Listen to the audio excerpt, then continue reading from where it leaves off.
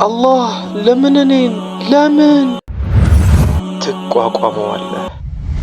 የአላህ ቃል ደግሞ ነፍስህን ያክመዋል። በህይወት አጋጣሚ ላይ የገነባኸው ሁሉም ነገር ሲፈርስ፣ ድብልቅልቁ ሲወጣ፣ ሐዘን ውስጥ ስትገባ፣ የህይወትህ ከባድ ሁኔታ ላይ ስትሆን እንዲህ ብለህ መጠየቅ ትጀምራለህ።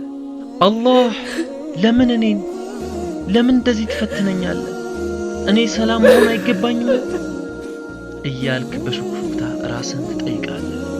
ከዛ በህይወት መቀጠል እንደከበደ ስታስብ አላህ እንዲህ ብሎ መልስ ይሰጣል።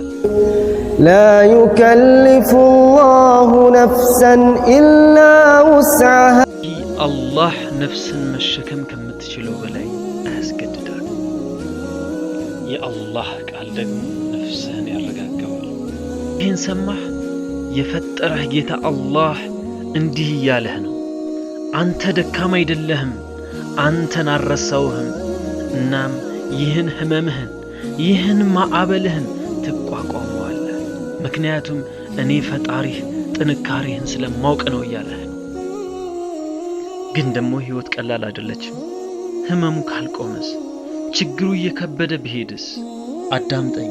አንዳንድ ጊዜ አላህ ሁኔታህን አይለውጥም፣ ምክንያቱም አላህ አንተን ለመለወጥ ህመምህን እየተጠቀመበት ነው። አላህ የበለጠ ጠንካራ ያደርግሃል።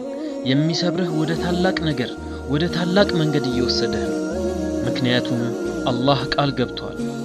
فإن مع العسر يسرا إن مع العسر يسرا ከችግር በኋላ ምቾት አለ።